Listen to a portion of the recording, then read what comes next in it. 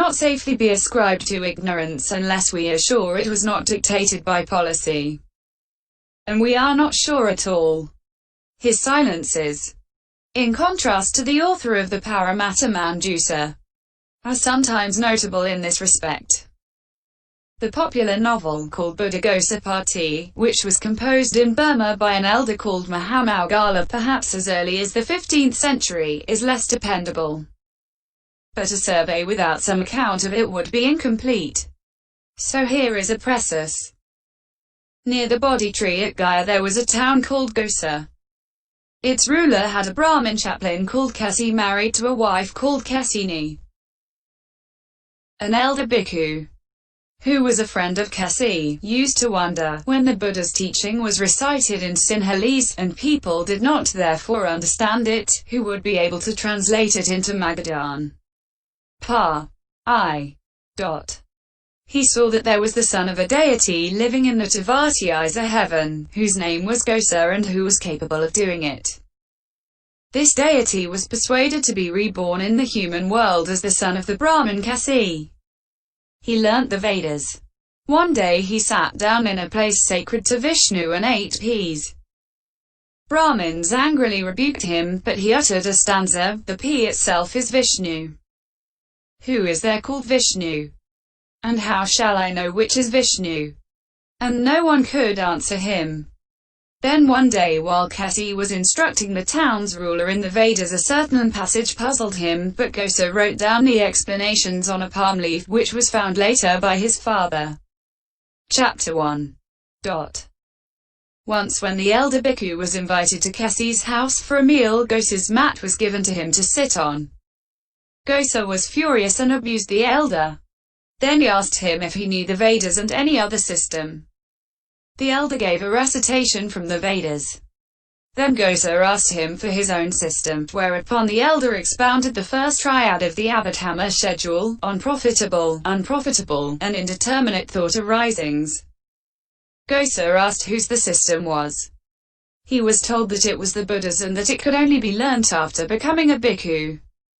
He accordingly went forth into homelessness as a bhikkhu, and in 1 month he learned the 3 piyakas. After receiving the full admission he acquired the 4 discriminations. The name given to him was Buddhaghosa. Chapter 2. One day the question arose in his mind. Who has more understanding of the Buddha word, I or my preceptor? His preceptor, whose cankers were exhausted, read the thought in his mind and rebuked him, telling him to ask his forgiveness.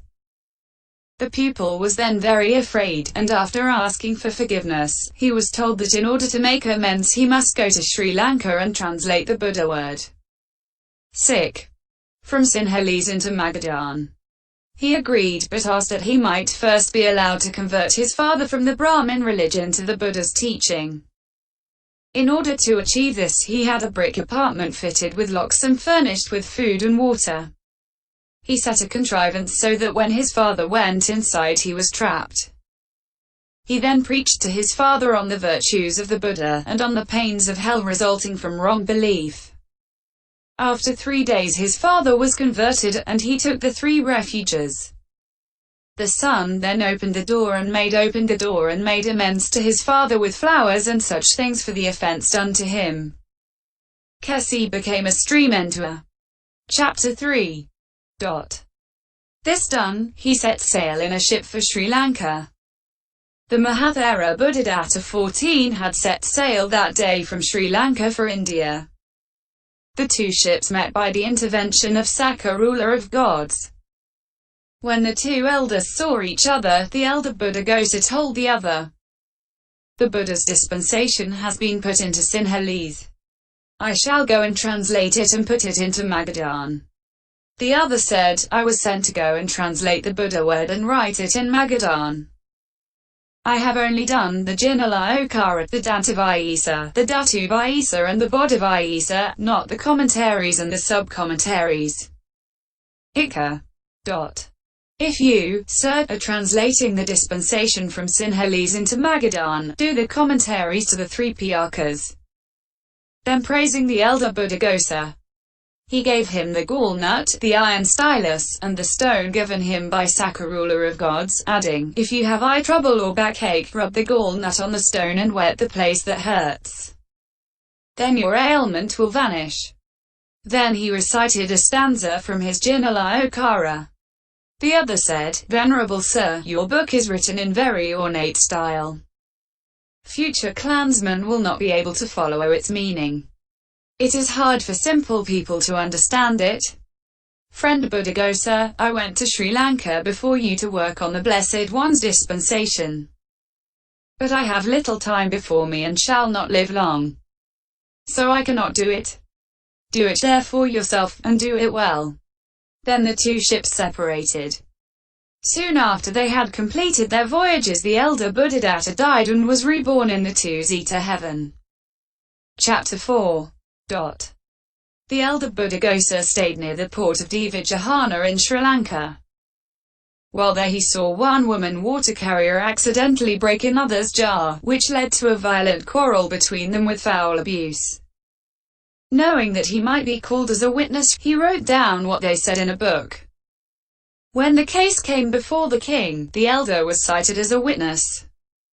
He sent his notebook, which decided the case. The king then asked to see him. Chapter 5. After this the elder went to pay homage to the Sayaharaja, 15, the senior elder of Sri Lanka. One day while the senior elder was teaching bhikkhus, he came upon a difficult point of Abhidhamma that he could not explain. The elder Buddhaghosa knew its meaning and wrote it on a board after the senior elder had left. Next day it was discovered, and then the senior elder suggested that he should teach the order of bhikkhus. The reply was, "I have come to translate the Buddha's dispensation into Magadhan." The senior elder told him, "If so, then construe the three piyakas upon the text beginning, when a wise man, established well in virtue." He began the work that day, the stars being favorable, and wrote very quickly. When finished, he put it aside and went to sleep. Meanwhile Sakka, ruler of gods, abstracted the book. The elder awoke, and missing it, he wrote another copy very fast by lamplight, then he put it aside and slept. Sakka abstracted that too. The elder awoke, and not seeing his book, he wrote a third copy very fast by lamplight and wrapped it in his robe. Then he slept again. While he was asleep, Sakka put the other two books beside him, and when he awoke he found all three copies. He took them to the senior elder and told him what had happened. When they were read over, there was no difference even in a single letter. Thereupon the senior elder gave permission for the translating of the Buddha's dispensation. From then on the elder was known to the people of Sri Lanka by the name of Buddhaghosa. Chapter 6. He was given apartments in the Brazen Palace, of whose 7 floors he occupied the lowest. He observed the ascetic practices and was expert in all the scriptures. It was during his stay there that he translated the Buddha's dispensation. When on his alms round he saw fallen palm leaves, he would pick them up. This was a duty undertaken by him. One day a man who had climbed a palm tree saw him. He left some palm leaves on the ground, watched him pick them up, and then followed him. Afterwards he brought him a gift of food. The elder concluded his writing of the dispensation in 3 months. When the rainy season was over and he had completed the Pavarawa ceremony, he consigned the books to the senior elder, the Sayaharaja. Then the elder Buddhaghosa had the books written by Elder Mahinda piled up and burnt near the great shrine. The pile was as high as 7 elephants. Now that this work was done, and wanting to see his parents, he took his leave before going back to India. Before he left, however, his knowledge of Sanskrit was queried by bhikkhus. But he silenced this by delivering a sermon in the language by the great shrine. Then he departed. Chapter 8. On his return he went to his preceptor and cleared himself of his penance. His parents too forgave him his offences. And when they died they were reborn in the two-zeta heaven. He himself, knowing that he would not live much longer, paid homage to his preceptor and went to the great enlightenment tree. Foreseeing his approaching death, he considered thus: there are three kinds of death. Death as cutting off, momentary death, and conventional death. Death as cutting off belongs to those whose cankers are exhausted and are arahants. Momentary death is that of each consciousness of the cognitive series beginning with life continuum consciousness, which arise each immediately on the cessation of the one preceding. Conventional death is that of all so-called living beings. 16 Mine will be conventional death. After his death he was reborn in the two-zeta heaven in a golden mansion 7 leagues broad surrounded with divine nymphs. When the Bodhisattva Mettera comes to this human world, he will be his disciple. After his cremation his relics were deposited near the enlightenment tree and shrines erected over them. Chapter 8. It has already been remarked that the general opinion of European scholars is that where this imaginative tale differs from, or adds to, the Mahavaisa's account, it is in legend rather than history. Finally, there is the question of the Talaring Chronicles of Burma, which mention an elder named Buddhaghosa, to Brahman stock, who went from Thatin, the ancient Buddhist stronghold in the Ramanadetta of Burma, to Sri Lanka, perhaps via India, to translate the Buddha word into Talaring and bring it back.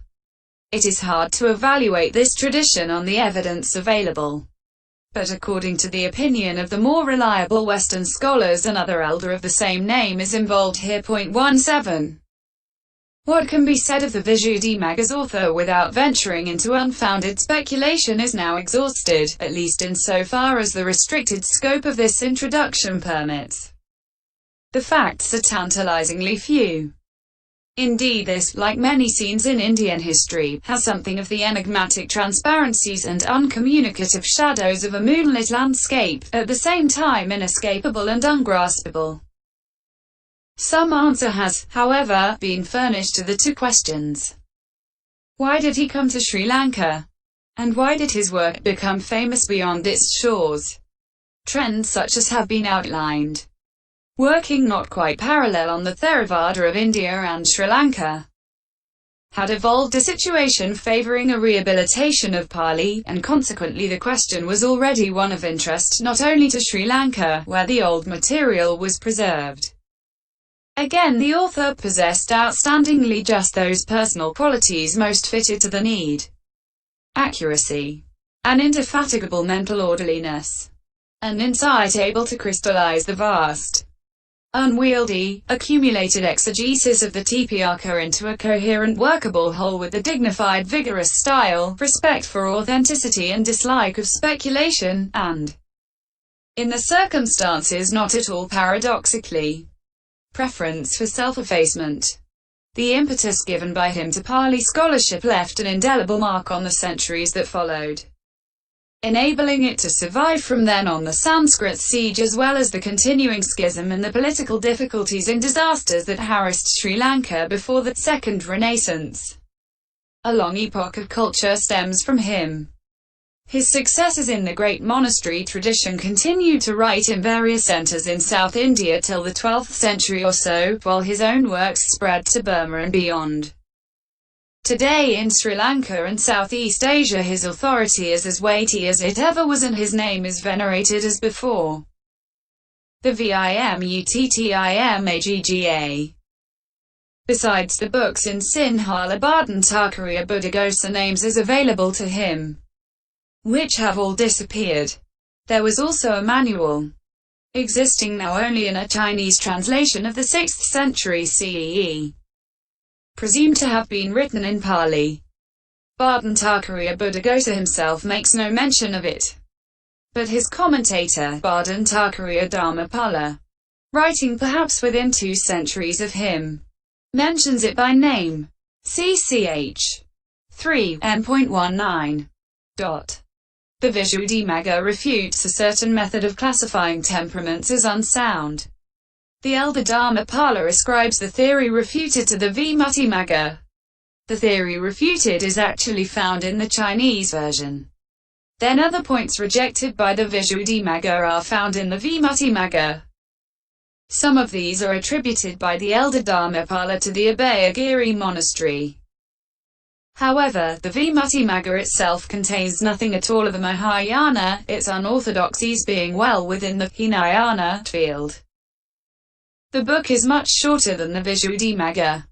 Though set out in the same three general divisions of virtue, concentration, and understanding, it does not superimpose the pattern of the 7 purifications.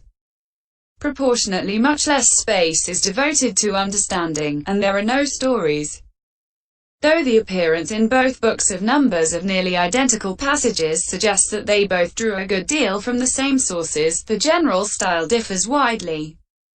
The 4 measureless states and the 4 immaterial states are handled differently in the 2 books. Besides the material octads, enneads, and decades, it mentions endecades, etc. 2. Its description of the 13 ascetic practices is quite different.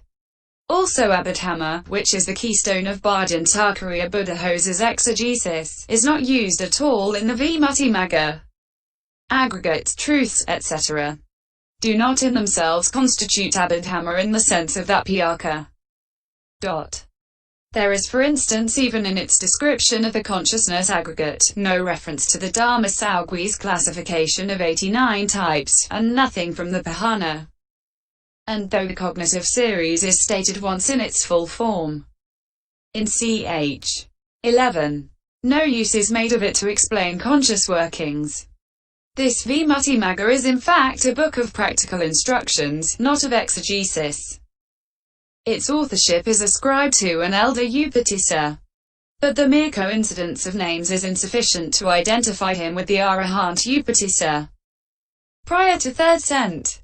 CE, mentioned in the Vinaya Parivara, a plausible theory puts its composition sometime before the Visuddhimagga, possibly in India.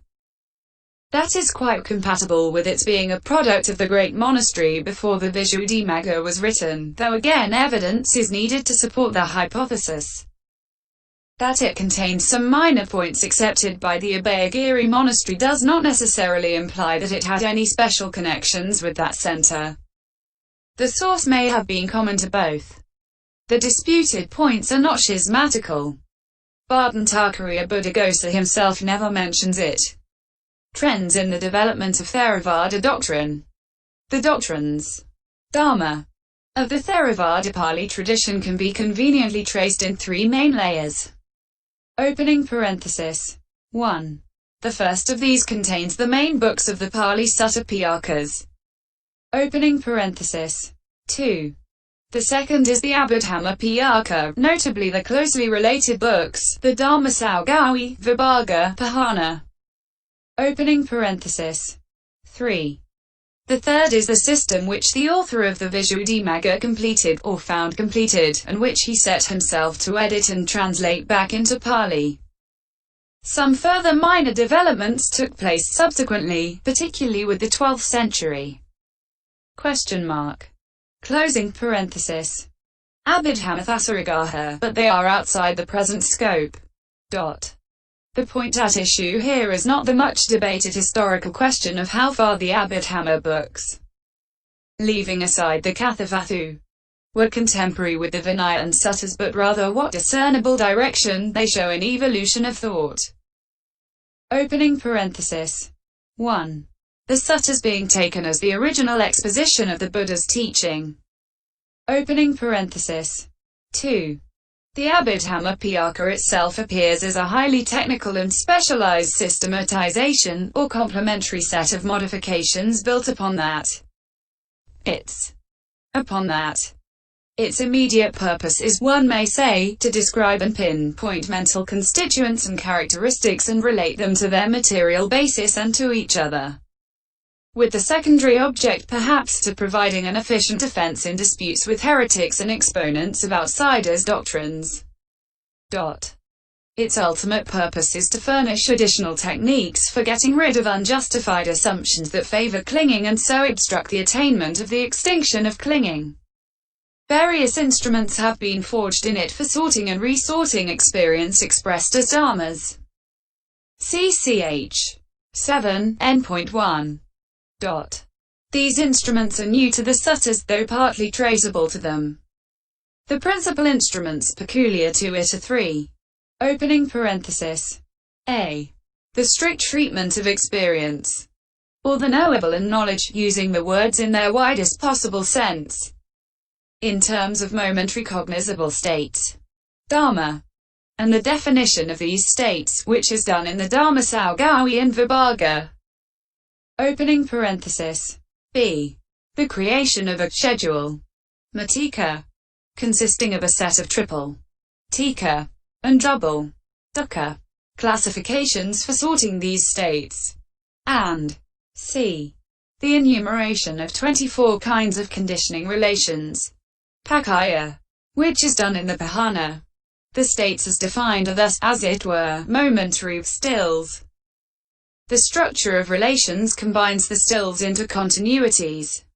The schedule classifications indicate the direction of the continuities. The three Abhidhamma books already mentioned are the essential basis for what later came to be called the Abhidhamma method. Together they form an integral whole. The other four books, which may be said to support them in various technical fields, need not be discussed here. This, then, is a bare outline of what is in fact an enormous maze with many unexplored side turnings. Opening parenthesis. 3. The system found in the commentaries has moved on, perhaps slightly diverged, from the strict Abhidhamma Pyaka standpoint. The suttas offered descriptions of discovery, the Abhidhamma map-making. But emphasis now is not on discovery, or even on mapping, so much as on consolidating, filling in and explaining. The material is worked over for consistency. Among the principal new developments here are these.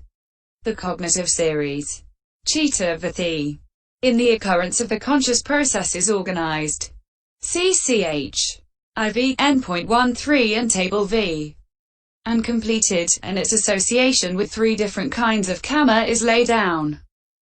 The term sabhava, individual essence, own being, or in-ess, CCH 7, N.68, is introduced to explain the keyword dharma, thereby submitting that term to ontological criticism, while the samaya, event, or occasion, of the Dharma Saugawi is now termed akawa, moment, thus shifting the weight and balance a little in the treatment of time.